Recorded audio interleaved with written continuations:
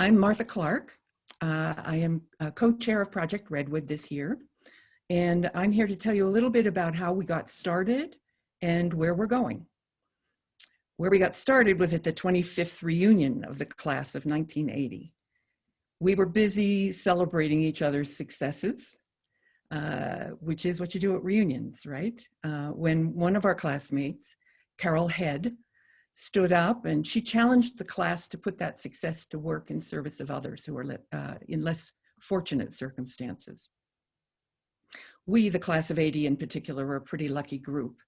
Most of us had graduated from college in the middle of a deep recession, but by the time we graduated from the GSB, we were sitting in the middle of Silicon Valley in the beginning of an unparalleled era of prosperity, the early years of technology, the beginnings of venture capital and private equity as formidable industries, a decade of rapid growth and decades of globalization.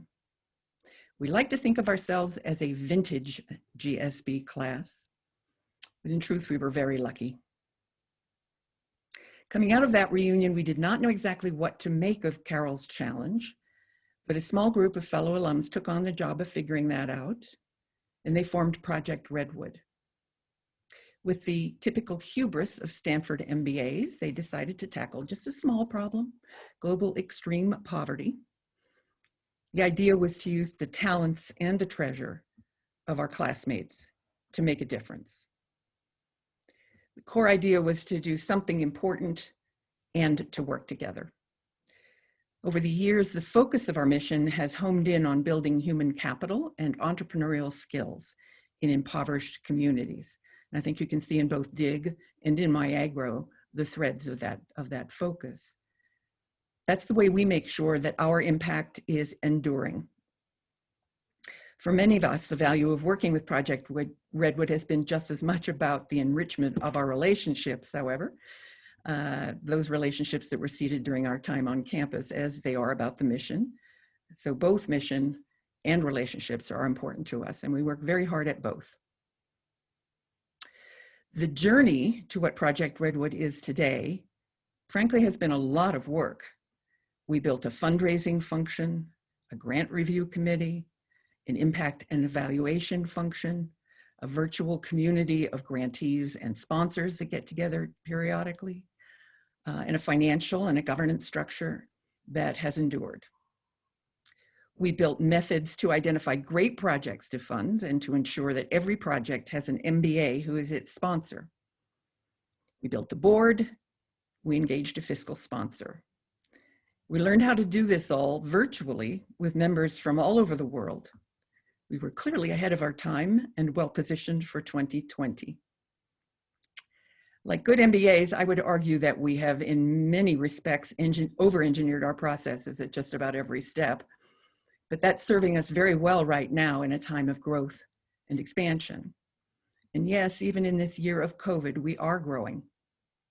And we're about to hire a part-time operations director to leverage our volunteer time.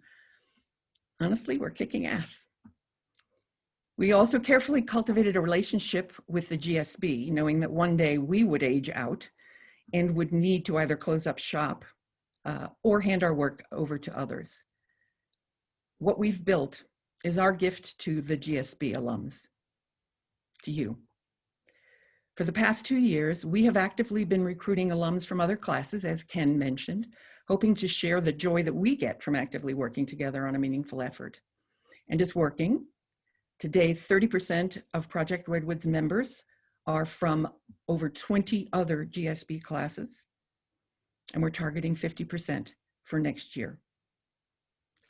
We're a project now of the GSB alumni. Let me comment on Project Redwood's direction. This summer, Dean Levin challenged the GSB to make meaningful efforts in the area of racial justice. That may not be our direct business, but the economic improvement of those in poverty is.